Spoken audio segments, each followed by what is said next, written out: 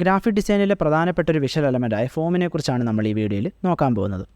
ആദ്യം നമ്മൾ മനസ്സിലാക്കേണ്ടത് എന്താണ് ഫോം എന്നാണ്. ഫോം എന്ന് പറഞ്ഞാൽ ഒരു ഒബ്ജക്റ്റിൻ്റെ 3 ഡയമെൻഷണൽ വ്യൂവിനെയാണ് സൂചിപ്പിക്കുന്നത്. നമുക്ക് ഗ്രാഫിക് ഡിസൈനിൽ ഫോം ക്രിയേറ്റ് ചെയ്യാൻ വേണ്ടി നമുക്ക് കുറേ ടെക്നിക്ക് യൂസ് ചെയ്യാൻ പറ്റുന്നതാണ്. നമുക്ക് ഷെയ്ഡിങ് യൂസ് ചെയ്യാം, അല്ലെങ്കിൽ നമുക്ക് പെർസ്പെക്റ്റീവ് കറക്റ്റായിട്ട് അറേഞ്ച് ചെയ്ത് വെച്ച് നമുക്കാണെങ്കിൽ ഇങ്ങനൊരു ഫോം ക്രിയേറ്റ് ചെയ്യാൻ പറ്റും. അല്ലെങ്കിൽ നമുക്ക് ടെക്സ്റ്റേഴ്സ് യൂസ് ചെയ്തും ഫോം ക്രിയേറ്റ് ചെയ്യാൻ പറ്റുന്നതാണ്. ഇവിടെ നമുക്ക് കൃത്യമായിട്ട് കാണാൻ പറ്റും. ഇവിടെ ഷെയ്ഡിങ്ങും പെർസ്പെക്റ്റീവും ഒക്കെ യൂസ് ചെയ്തിട്ടാണ് ഈ ഒരു ഫോം ക്രിയേറ്റ് ചെയ്തേക്കുന്നത്. നമുക്ക് കൃത്യമായിട്ട് കാണാൻ പറ്റും. ഇപ്പോൾ ഈ ഒരു ഒബ്ജക്റ്റിൻ്റെ പെർസ്പെക്റ്റീവ് കറക്റ്റായിട്ട് ഇവിടെ വന്നിട്ടുണ്ട്. കൃത്യമായിട്ട് കാണാൻ പറ്റും. ഇതിൻ്റെ പെർസ്പെക്റ്റീവ് ഒക്കെ കറക്റ്റാണ്. പിന്നെ നമുക്ക് കൃത്യമായിട്ട് കാണാൻ പറ്റും ഇവിടെ ഷെയ്ഡിങ് കറക്റ്റായിട്ട് കൊടുത്തിട്ടുണ്ട്. ഈ ഒരു ഷെയ്ഡിങ് വരുമ്പോൾ തന്നെ ഈ ഒരു 3 ഡയമെൻഷണൽ വ്യൂ നമുക്ക് കിട്ടുന്നതാണ്.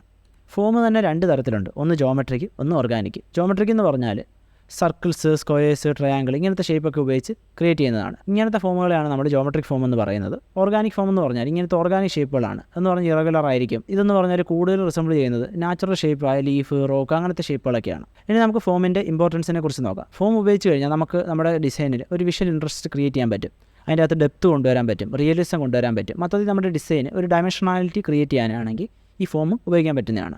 ഇനി നമുക്ക് ഗ്രാഫിക് ഡിസൈനിൽ ഫോം യൂസ് ചെയ്യുന്നതിൻ്റെ കുറച്ച് എക്സാമ്പിളുകൾ നോക്കാം. നമുക്കാണെങ്കിൽ പെർസ്പെക്റ്റീവും ഷെയ്ഡിങ്ങും ഒക്കെ യൂസ് ചെയ്ത് നമുക്കാണെങ്കിൽ ഡെപ്തിൻ്റെ ഒരു ഇല്യൂഷൻ ക്രിയേറ്റ് ചെയ്യാൻ പറ്റും. അങ്ങനെ നമുക്ക് ഫോം യൂസ് ചെയ്യാൻ പറ്റും. അല്ലെങ്കിൽ നമുക്കാണെങ്കിൽ ടൈപ്പോഗ്രഫിക്കകത്ത് തന്നെ ടെക്സ്ചറും അതിൻ്റെ അകത്ത് തന്നെ ഡയമെൻഷനൊക്കെ കൊടുത്ത് നമുക്കാണെങ്കിൽ ഫോം ക്രിയേറ്റ് ചെയ്യാൻ പറ്റും. അല്ലെങ്കിൽ നമുക്ക് 3D മോഡൽസ് ക്രിയേറ്റ് ചെയ്തിട്ട് നമുക്ക് ഫോം യൂസ് ചെയ്യാൻ പറ്റുന്നതാണ്. ഇനി നമുക്ക് കുറച്ച് എക്സാമ്പിളുകൾ നോക്കാം. ഒന്നാമത്തെ എക്സാമ്പിൾ നമുക്ക് കൃത്യമായിട്ട് കാണാൻ പറ്റും. ഇത് ഇലിസ്ട്രേഷനാണ്. ഇതിൻ്റെ അകത്താണെങ്കിൽ കൃത്യമായിട്ട് ഷെയ്ഡിങ്ങും പെർസ്പെക്റ്റീവും ഒക്കെ കൃത്യമായിട്ട് വന്നിട്ടുണ്ട്. ഇവിടെ ഷെയ്ഡിങ് ഒക്കെ കൊണ്ടാണ് ഇതിനൊരു 3 ഡയമെൻഷണൽ വ്യൂ കിട്ടിയേക്കുന്നത്. അപ്പം ഇവിടെ ഫോമിൻ്റെ എക്സാക്റ്റ് യൂസ് നമുക്ക് മനസ്സിലാവുന്നതാണ്. ഇപ്പോൾ ഇവിടെ എല്ലാം ദൂരമുള്ളതിൻ്റെയൊക്കെ പെർസ്പെക്റ്റീവ് കറക്റ്റായിട്ടാണ് വന്നേക്കുന്നത്. ദൂരമുള്ളതിൻ്റെ സൈസ് കുറവാണ്. അപ്പോൾ എല്ലാം കൃത്യമായിട്ട് വന്നിട്ടുണ്ട്. ഈ ഒരു എക്സാമ്പിളിൻ്റെ അകത്ത് നമുക്ക് കൃത്യമായിട്ട് കാണാൻ പറ്റും. ഇതിൻ്റെ അകത്തുള്ള ഷെയ്ഡിങ് ആണ് ഈ ഒരു ഡിസൈന് മൊത്തത്തിൽ ഒരു ഡെപ്ത് കൊടുക്കാൻ സഹായിച്ചിട്ടുള്ളത്. ഇവിടെ കൃത്യമായിട്ട് ഷാഡോസ് കൊടുത്തിട്ടുണ്ട്. ഇവിടെ ഷെയ്ഡിങ് കൃത്യമായിട്ട് വന്നിട്ടുണ്ട്. മൊത്തത്തിൽ ഈ ഒരു ഡിസൈന് ഈ ഒരു ഷെയ്ഡിങ് ഡെപ്ത് കൊടുക്കാൻ സഹായിച്ചിട്ടുണ്ട്.